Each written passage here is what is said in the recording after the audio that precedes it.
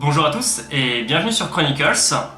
Aujourd'hui on est là pour une deck tech Karizev. Je suis Kikou et je suis ici avec François. Bonjour François. Bonjour Kikou.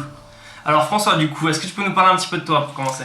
Alors je suis membre des Arpenteurs de Palaiso, je suis le trésorier de l'association, ce qui fait que j'ai plus trop le temps de jouer sur les tournois qu'on organise, mais j'ai le temps quand même de me mettre à jour sur l'actualité du Commander. Absolument, et du coup, tu es tellement à jour que tu as une deck tech à nous proposer aujourd'hui.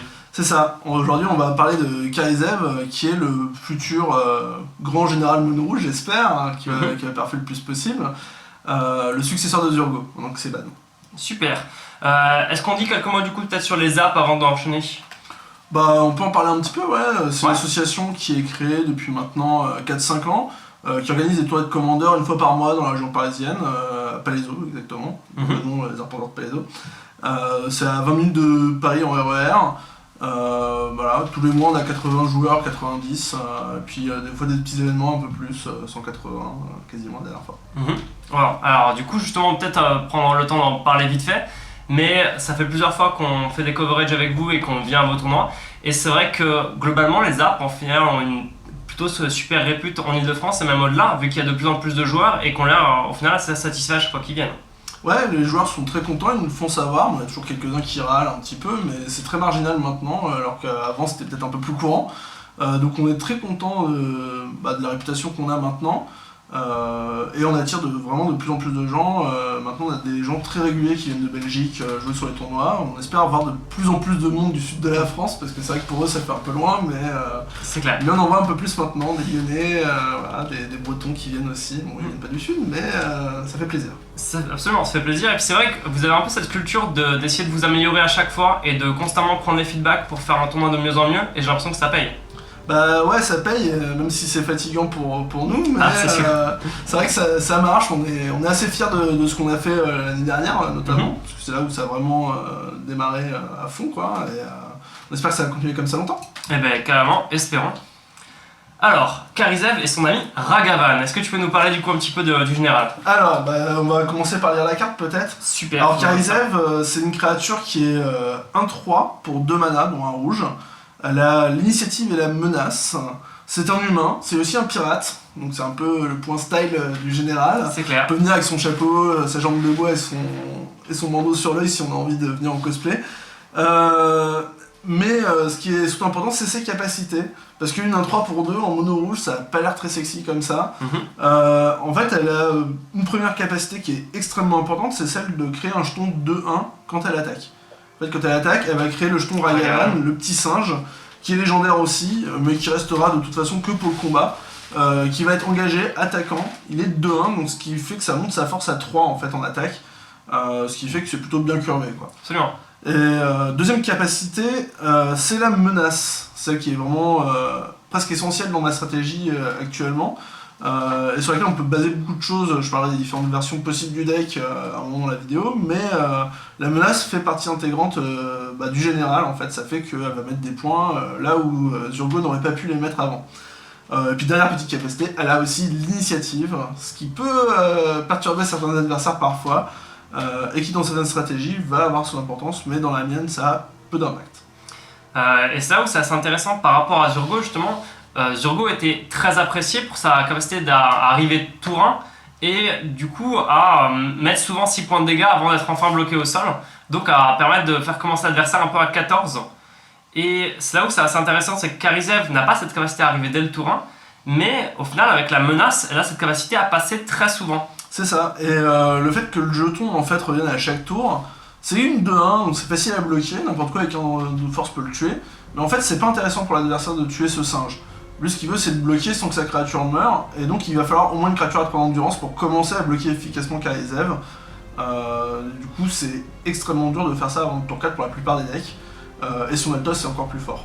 Absolument. Voilà. Et c'est même intéressant face à partenaire, parce que par exemple Akiri Silas avait tendance à bloquer par exemple avec Silas, et Trasus Tymna pouvait bloquer avec Tymna pour temporiser. Et là c'est pas très intéressant ni face à Karizev qui a la menace, ni face à Ragavan qui va revenir à chaque tour. C'est ça, et Ragavan qui revient à chaque tour, en fait, avec pas mal de sorts du deck, on n'a pas envie de prendre juste 2 points sur un général à 3 endurance comme Thracios par exemple, qui était un très bon bloqueur face à Zurgo, et là où avant on a accepté de perdre Thracios sur un blast tout en ayant bloqué Zurgo, Là, contre Kai'Sa, on prend minimum un point avec la menace, et le singe peut faire que y a un petit blast qui est létal, alors qu'il n'était pas avant. Donc c'est une très forte carte pour le tempo en fait. On va mettre beaucoup de pression à l'adversaire, lui forcer des choix en fait très tôt dans la game, et du coup le forcer un peu au misplay parfois. Et c'est toute une question de bluff en fait à ce niveau-là. Tout à fait. Et c'est du coup une part intéressante dont on va parler tout à l'heure sur justement le choix de répartition des blasts. Exactement. Du coup, par rapport aux autres généraux en mono rouge ou même dans d'autres combinaisons actuellement en rouge aggro, comment est-ce que tu trouves que Karizev se compare à par exemple Chandra, Zouzou, Captain Nanory Storm qu'on a vu du coup au Zap, ou encore Radha par exemple? Alors, on va parler d'abord des monos rouges parce que t'as oublié de mettre dans la liste Grenzo. Tout à fait. Qui est un autre général à 2. En fait, ce qui faisait la force de Zurgo, c'est son coup de mana. Très bas. T'arrives tour 1, tu mets la pression dès le premier tour à toutes les parties. Et ça, c'était extrêmement fort, c'est pour ça que ça a été ban. Karizev fait presque la même chose. Elle arrive tour 2 à quasiment toutes les parties. Il y a quelques parties où on va un peu décurver pour passer un blast contre une menace importante, mais globalement, on va essayer de la jouer assez tôt.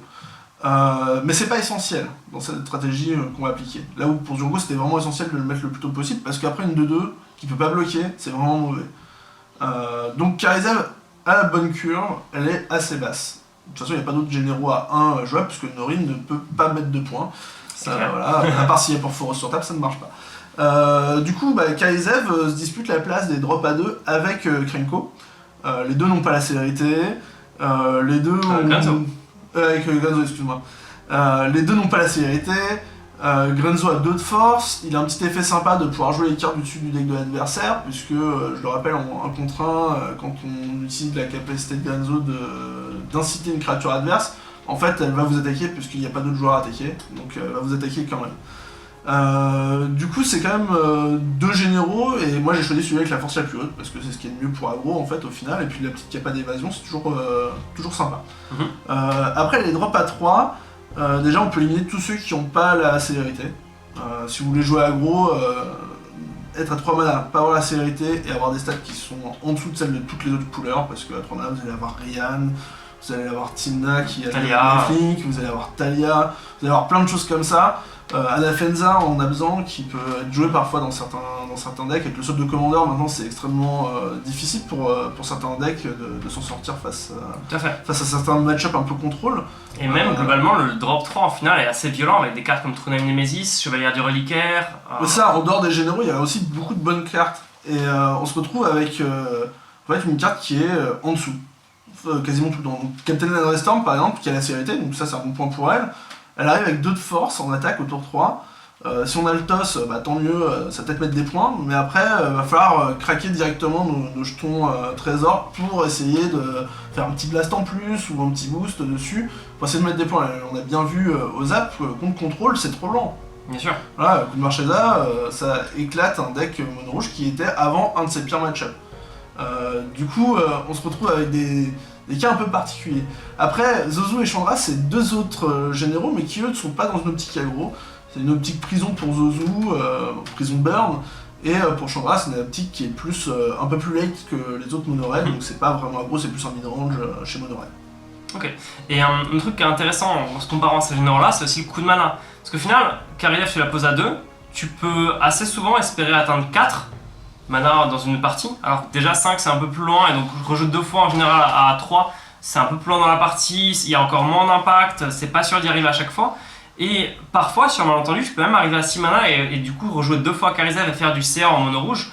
Là où 7 mana pour un général à 3, ça devient vraiment le bout du monde quoi. 7 mana c'est beaucoup trop, mais Karizev à 4 mana ça reste encore une bonne créature en fait. Parce que la menace fait vraiment beaucoup de bien à la carte en fait pour la rendre rentable dans certaines situations. Donc des situations où à 4 mana on veut avoir quelque chose qui passe à chaque fois, en fait Karizev va permettre de placer des points puisqu'elle fait 2 attaquants, et elle demande 3 bloqueurs pour être annulée complètement. En plus l'initiative va faire qu'on va pouvoir tuer les petits elfes, les petits tokens qui nous bloquent, donc on fait un peu le ménage quand même. Maintenant, la jouer à 6 mana, c'est souvent du gâchis de mana, donc c'est si on n'a rien d'autre à faire. Quand on est au top deck et qu'il n'y a plus que ça, effectivement, comme dans tous les monos rouges, on rejoue son général une énième fois et on prie pour qu'elle se fasse pas encore gérer une fois. Mais dans ces situations-là, en général, on est mal parti quand même. C'est clair. Du coup, on a comparé un petit peu à tous les généraux, on va peut-être pouvoir parler de ton deck. Ouais, On va pouvoir parler peut-être un peu globalement de à quoi il sert, comment je l'ai orienté. Alors moi je suis parti dans une optique très burn, un peu comme les Urgo qui perfaient à l'époque où c'était encore autorisé, avec donc très peu de créatures. Ça c'est l'optique que j'ai choisie, et je vais peut-être parler d'abord des optiques que j'ai pas choisies, comme ça on va pouvoir comparer après. Une optique qu'on pourrait choisir, c'est l'optique un peu zoo, c'est-à-dire avec plein de petites créatures, des blasts, et on va jouer peut-être 30 créatures dans le deck, 40, et essayer de flou de la table. Il y a des créatures à 1 mana, on les met toutes, les créatures à 2 mana on en met pas mal, et on va se profiter à fond de la menace en fait dans ce genre de deck, parce qu'il y a trop d'attaquants en fait, et donc, du coup Karizev passera quasiment à chaque fois, Ragavan sera ignoré la plupart du temps, et c'est des points gratos à chaque fois. Ça c'est une stratégie qui pourrait marcher dans une méta où on n'est pas dominé par les partenaires avec plein de créatures combo, les decks contrôle lourd avec des brasses à 3 mana assez régulièrement. Ça c'est ça qui dissuade en fait de jouer cette stratégie avec plein de petites créatures, c'est qu'on est géré trop facilement dans la méta actuelle. Puis même la comparaison avec les autres agros justement, si on regarde Saskia qui a une optique très zoo, tour 1 c'est l'Home Lion et déjà il est à la table en fait. Et c'est ça la difficulté en mono rouge. Nous on n'a pas de créatures aussi solides que ce que peut proposer Saskia par exemple, qui va avoir des 3-3 pour 1, des 2-3 pour 1, qui va nous mettre à 2 mana des Tarmogoyf, des trucs que nous on rivalisera pas avec. Notre seul avantage, nous, par rapport à ce deck-là, c'est la célérité sur les créatures qu'on va mettre, et éventuellement le fait qu'en fait, on est blindé d'anti-bet. Parce que c'est ça la force du pack, vraiment pour mono rouge, c'est d'avoir énormément de blasts qui se mettent à la fois sur les joueurs et sur les créatures de l'adversaire. Ce qui va faire passer nos créatures. Dans une optique zoo, on va avoir tendance à cramer globalement les créatures de l'adversaire, et du coup avoir peu de blasts qui vont sur les joueurs, et ça peut pêcher du coup si on prend une race. Quoi. Tout à fait. Voilà. La dernière optique, c'est celle qui est assez généralement oublié par les joueurs, c'est qu'on peut jouer prison en mono rouge en fait, parce qu'il y a d'énormes sorts de prison, que ce soit Lune de sang, Mage de la Lune, qu'est-ce qu'on avait d'autre, Angle de Mishra, Enchevêtrement de câble, etc., qui sont des sorts, pour certains c'est des artefacts, donc tout le monde peut les jouer, mais ce sont des sorts qui rentrent dans ces stratégies où on va mettre un général qui est assez oppressant, donc faible en coup de mana, qui met des points facilement, qui a un peu d'évasion, et derrière de la prison pour empêcher l'autre de jouer. Ça c'est une stratégie qui peut marcher, surtout dans un metagame où il y a beaucoup de 4 couleurs, où Blue Moon ça va faire concéder directement. C'est une stratégie qui marche, c'est ce qui m'avait permis de faire top 8 au Zap en avril de l'année dernière, et j'en joue une partie dans mon deck. Voilà, parce que je le détaillerai au moment où je parlerai des cartes, mais c'est une stratégie qui à mon sens est indispensable maintenant. Voilà. Donc ça laisse deux grands axes, zoo ou burn, avec ou pas la prison à l'intérieur. Ok, très bien. Bah, du coup, commençons par les premières cartes. Ouais, alors on va parler en premier des créatures, en fait, des drops à 1, principalement. Hop. Du coup, le plus connu, Zurgo. Je vais vous montrer, c'est Zurgo, en fait. Il n'était pas seulement bon en tant que général, en fait, il est très bon en tant que créature tout seul. Pour 1 mana, 2 de force, pas vraiment de défaut, il peut avoir la célérité si on pioche après le tour 1, ou si on veut pas le jouer au tour 1 et qu'on veut juste le dash. C'est une créature qui compte contrôle lourd, type blanc-bleu contrôle, ou Queen Marchesa, va être extrêmement forte puisqu'elle prend pas les removals en rituel si on la dash. Ça va permettre de vraiment passer beaucoup de points, c'est une très bonne créature, elle reste dans le deck. Voilà. Moi je l'adore, en plus il est altéré aussi par mon pote Romain qui a altéré Makarizev, donc ils font la paire. Super. Voilà. Deuxième créature, je pense que tout le monde connaît le guide gobelin. Voilà, c'est un staple du deck depuis les débuts. De 2 célérité, permet de scouter un peu ce que va piocher l'autre, donc d'adapter sa stratégie. Des fois on donne des terrains à l'adversaire, mais globalement on essaye que l'adversaire pose pas plus que son 4ème land dans tous les cas.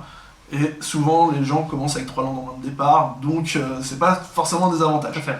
Après il y a quand même ce risque présent qui est que sur les 4 premiers tours on vient se piocher 2 cartes à l'adversaire et du coup on a de trouver ses cartes actives. Mais ça reste une carte qui est tellement forte qu'elle est jouée en 4 en moderne et que au final Zurgo a toujours fait pas le figure face à Goblin Guide. C'est ça, et bien souvent on préfère un Goblin Guide tour 1 qu'un Zurgo tour 1. Moi j'ai pas exactement cette approche là parce que je préfère le jouer un peu plus tard, le Goblin Guide, pour avoir plus de points dès le tour 2 en fait. Donc jouer Zurgo tour 1 puis Goblin Guide tour 2, mais c'est un choix personnel. Il y a des gens qui préfèrent avoir une créature qui soit menaçante directement et descendre le plus vite possible les points de vie de l'adversaire. Bah, puis ça c'était le choix quand il y avait Zurgo, mais quand tu as un Karizev que tu peux curver, du coup tu vas pouvoir préférer le Goblin Guide qui met des points de tour 1 et tour 2. Oui, globalement c'est ça. À moins d'avoir un petit blast à 1 et de devoir donc, mettre une créature à 1 au tour 1 puis au tour 2, on va bien souvent jouer Karizev au tour 2. Et du coup, Goblin Guide c'est un peu notre meilleur tour 1. C'est le MVP du deck. Bien sûr. Voilà. Ensuite, un autre drop qui est assez régulier, c'est Monastery Swift Spear, donc la vigilance du monastère. C'est une 1/2 célérité pour 1 mana. Elle a la prouesse, elle a toutes les stats pour être jouée en moderne en x4. Absolument. Il n'y a aucune raison qu'elle ne soit pas dans un deck de Commander Burn également. Et c'est là où justement dans Burn c'est assez intéressant parce que quoi qu'il arrive, elle va me mettre à des points, mais sur toutes les phases d'attaque, elle va surprendre. Et avec toujours la possibilité qui est assez intéressante en prouesse, qui est que tu attaques, tu burns du coup ce que tu es obligé de burner, donc parfois tu as des créatures qui sont là qui t'embêtent, des elfes ou quelque chose que tu vas être obligé de gérer si tu veux dérouler ton plan de jeu, et tu peux donc attaquer et d'une certaine manière avoir ton blast qui passe à la fois sur la créature et sur ton adversaire. Exactement. Et surtout ça rentabilise quelques cartes de type prison en fait, que ce soit Ongle du Mishra, Pilier Pyrostatique, Blood Moon, qui en fait vont servir à la fois de prison et à la fois de boost en fait de la créature. Et ça c'est quelque chose qui est essentiel dans le deck en fait. Quand on joue majoritairement des sorts de toute façon, dans cette version là qui a très peu de créatures, je crois que j'en ai 17 ou 18, c'est une version où on a besoin de cette prouesse en fait, c'est essentiel et ça va mettre énormément de points. Et au final les blocs sont pas évidents pour l'adversaire. Tout à fait. On aura souvent tendance à l'ignorer, en fait on la laisse passer, on prie pour que l'adversaire n'ait pas une foudre pour en plus nous mettre sur la tête, voilà. Et on se dit que bien souvent, en fait, derrière, il va vouloir mettre une créature, donc du coup, de ne pas la bloquer, on prend moins de points. Voilà. Mais c'est quand même une carte qui est, à mon sens, très forte. Alors, c'est moins souvent, on veut pas forcément la mettre tour 1 par rapport à Goblin Guide ou Zurgo, mais c'est un très bon tour 2 si on a un Blastar. Ok. Et alors c'est là où c'est assez intéressant, justement, je suis assez d'accord avec ce que tu dis par rapport au fait que les blocs deviennent complexes. Au final, à Magic, une des choses les plus difficiles, c'est les phases d'attaque et de bloc. Quand il y a plusieurs créatures qui sont sur le board et qui forcent du coup à faire des choix, est-ce que je double bloc, est-ce que je bloque simplement, etc. Et qui rendent tous les drafts justement intéressants. Et justement, Monastery Swift Spear a la possibilité de se booster pendant la phase d'attaque. T'as Karizev avec sa menace et son jeton qui demande 3 bloqueurs. Donc au final, tu vas te retrouver avec un deck où dès le tour 2, l'adversaire a plein de choix horribles à faire et est en train de paniquer. C'est ça. Et que ce soit sur ses choix sur ses removal, sur qui il aimait, est-ce que c'est plus rentable sur la Swift Spear ou sur Karizev qui peut revenir, est-ce qu'il vaut mieux bloquer Ragavan pour prendre moins de points et laisser vivre la Monastery Swift Spear et Karizev. Voilà, il y a plein de choix, et puis on va y venir avec les autres créatures que je vais présenter juste après, qui sont des choix personnels pour le coup, qui sont pas présents dans toutes les listes, notamment celle qui a fait top 16 au Zap ne les joue pas, et qui, moi, c'est des créatures dont je suis assez fan. La première, c'est l'habitant de la rue de la Fonderie, donc c'est un petit gobelin qui a été joué un peu en moderne dans Gobelin justement, il y a longtemps. Maintenant c'est plus le cas parce qu'il y a beaucoup mieux, mais c'est une créature, elle est 1-1 pour 1, elle va pas avoir la célérité, elle a rien pour elle au départ, sauf que dès qu'une créature rouge autre que elle arrive sur le champ de bataille, elle gagne plus 1 plus 0. Du coup elle se comporte très bien en tant que tour 1 avec Karizev tour 2, ou avec n'importe quel autre drop à 1 ou drop à 2 au tour 2. Mais aussi, une fois que Karizev est sur table, en fait à chaque phase d'attaque, quand Ragavan arrive, comme il est rouge, il déclenche la capacité et ça devient une 2-1. Et donc en fait elle est aussi forte que Zurgo, sauf qu'elle peut bloquer. Et donc c'est quelque chose qui est vraiment très intéressant. En attaque, c'est une créature qui est extrêmement forte. Alors c'est pénible contre l'adversaire, une créature avec l'initiative, parce qu'il meurt facilement et que c'est en endurance. Mais globalement c'est une menace qui peut être vraiment pénible pour l'adversaire. Et faire le choix de le bloquer tôt dans la game ou de le tuer avec un removal, c'est quelque chose qui peut être imposé à l'adversaire en fait. Et tout comme Swift Spear, tout comme Goblin Guide, tout comme Karizev, en fait il va imposer des choix, il va forcer l'adversaire à travailler avant même d'avoir mis en place son plan de jeu.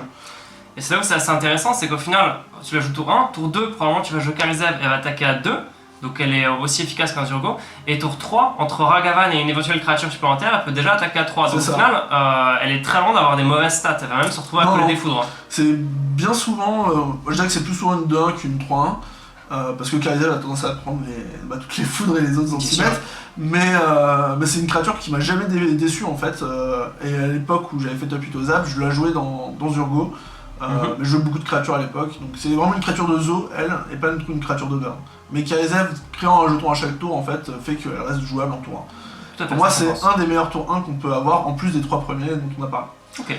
Le dernier drop à 1 agressif, pour moi, c'est Nob de Stormkirk. Qui est une carte un peu oubliée de Magic, hein. C'est un vampire d'Innistrad qui du coup gagne des marqueurs plus 1 plus 1 quand il blesse un joueur. Il est 1-1, des stats faibles, même pour un mana, mais il pourra rapidement devenir 2-2, 3-3 s'il n'y a pas de bloqueur, ou si on a tué les bloqueurs. C'est une créature qui va grossir extrêmement vite au final, et c'est pas rare qu'elle finisse 4-4 ou 5-5 dans une partie. Et elle a une capacité d'évasion, et qui est extrêmement utile en Commander actuellement, c'est qu'elle ne peut pas être bloquée par les humains. Et énormément de généraux sont humains, que ce soit Tina, que ce soit Rayhan, que ce soit Karizev pour le miroir, Wildlise ou d'autres généraux, la plupart c'est des humains. Et en fait, de ne pas pouvoir être bloqué par les humains, c'est complètement infâme en fait dans le format. On se retrouve avec une créature qui a une espèce d'imbloquabilité au début. On va mettre 1, 2 points, 3 points, et puis d'un coup elle a trop de marqueurs, elle est plus bloquable par des créatures sans juste shot bloquer. Et là l'adversaire se retrouve avec une vraie menace. Et pour un mana, elle a vraiment toutes les caractères nécessaires pour entrer dans ce genre de stratégie. En fait, à elle seule, elle vaut une foudre et demie à peu près dans un match. Et si elle prend un anti-bet, c'est ça que Karizev ne prendra pas. Parce que l'adversaire est obligé de la gérer au tour 1, sinon c'est déjà la catastrophe. Elle aura mis au moins ses 3 points si elle n'est pas gérée avant le tour 3. Absolument. Après, alors ça où c'est intéressant, c'est que au top deck en fait, et c'est là je pense qu'il fait tout le choix de jouer Noble de Stormkirk et Habitant de la rue de la Fonderie ou pas, c'est que au final tu pioches Goblin Guide, Zurgo ou Nursery Swiftpear plus tard dans la partie. Avec leurs différentes capacités, tu vas toujours avoir la possibilité de t'en servir d'une manière ou d'une autre. Il y a la célérité ou il y a quelques boosts. Alors du coup l'habitant et le noble de Stormkirk en fait quand ils vont arriver au top deck ou plus tard dans la partie ils vont avoir tendance à être juste 1-1 et te mettre un petit peu dans la merde. Alors du coup qu'est-ce que tu en penses justement de ça au top deck? Justement c'est là où je vais en venir parce que là vous voyez on vous a présenté 5 créatures. Globalement il y a quelques autres drops à 1 qu'on va pouvoir jouer dans le deck, hein. On va les présenter après, mais qui n'ont pas la même utilité du tout. Là ils sont là pour agresser à chaque tour, en fait, mettre une pression constante sur l'adversaire. J'en joue pas plus. En fait, c'est pour moi, tous ces drops à 1, plus tard dans la partie, tous les autres qu'on peut jouer, que ce soit des Familier Chacal, que ce soit des Satyr Firedrinker, que ce soit n'importe quelle créature à 2 de force pour 1 mana, sans la célérité, en fait, ce sont des cartes qui sont mortes en late game. Des cartes qui ne passeront pas de points. Elles vont être jouées, et puis le tour d'après, ça se trouve, on aura perdu. Ou il y aura une créature pour les bloquer. Elles ne serviront à rien. En fait, ça, il faut les limiter dans le deck. Si on veut que ça marche, en fait, en Commander, il faut absolument limiter ce genre de situation où le top deck est mauvais. Et donc, on va jouer plus de blast, parce que régulièrement, en late game, un choc met plus de points qu'un noble de Stormkirk. Bon, ça, c'était la tour 1. Tout à fait. Et du coup, c'est ça au final qui fait qu'il y a autant de gens qui adoraient Zurgo ou qui adorent aujourd'hui Kitéon. C'est que si on veut espérer avoir notre tour 1 en main de départ, il faut en jouer 13 à 15 si on regarde les probas, si on voit des bonnes probas, voilà. Et c'est là où au final on se trouve à les limiter parce que la force au final des tours 1 à notre disposition en Commander est pas forcément au haut niveau. Et du coup, tu en joues du coup 7 des cartes que tu peux jouer dès le tour 1 qui sont intéressantes dès le tour 1. Et t'en joues pas plus en effet parce qu'il y a un vrai coût à en jouer plus. C'est ça. Avant, on pouvait jouer Zurgo et du coup, les tours 1, il y en avait 3 dans le deck. Globalement, il y avait Goblin Game, Nursery Swiftpear et un autre qu'on présentera après qui est le Grim Lavamancer. C'est les seules cartes à 1 mana qu'on jouait, qu'on voulait absolument jouer tour 1 si on les avait dans la main. Parce que Zurgo suffisait en fait dans la plupart des parties. Là, on est obligé de monter ce nombre de créatures à 1 parce qu'il faut un peu de board présence dès le tour 1, sinon ça marche pas terrible le deck. Mais bien souvent, avoir un choc ou quelque chose qui fait le même effet sera aussi efficace au tour 1 pour tuer un elfe, pour tuer un autre bloqueur, un petit général d'endurance, et ça va nous faire passer nos points après avec Karizev. Donc c'est pas gênant de ne pas avoir forcément la pression dès le tour 1, mais si on doit l'avoir, il faut que ce soit avec des bonnes créatures, faut pas que ce soit avec des créatures qui soient mauvaises en late game. Là où Choc va être bien mieux en late game. Donc j'ai fait le choix de jouer très peu de drop à 1. Il y en a qui l'ont pas fait, par exemple c'est le cas de la liste qui a fait top 16 aux apps, qui en joue un peu plus, je crois qu'ils jouent une dizaine de tours 1, et j'ai vu des listes passer avec 16-17 tours 1, pour assurer ce drop à 1 dès le tour 1 et mettre une pression constante, mais ça affaiblit la structure du deck pour le late game, et à mon avis c'est pas une bonne solution pour ce deck là. Là où dans des decks comme Arabo c'est essentiel, il faut ces 15 chats, voilà, maintenant il y en a 14 je crois, je vais tour 1, je crois que c'est ça. Dans Arabo, dont un qui est excellent, qui est sorti en M19, mais lui il a besoin parce qu'il booste les chats. Nous, Karizev, elle fait pas d'effet éminence qui booste les Bien gobelins ou je sais pas quoi. Donc en fait, on n'a pas besoin d'un drop à 1 pour que ça fonctionne Karizev. Karizev va mettre ses 6 points au tour 3, ou au tour 4, excuse-moi, parce qu'elle aura attaqué 2 fois. Et ça fait comme Zurgo qui attaque 3 fois au même tour. Au tour 4, en fait, ils ont mis autant de points l'un que l'autre. Donc au final, on n'a pas forcément besoin d'avoir ce drop à 1. Elle compense, voilà. Donc, je suis resté sur une liste qui est très proche des Zurgo Burn de l'époque. J'ai un peu changé. Et du coup, d'avoir plus de drop à 1, ça va réduire le nombre de drop à 2.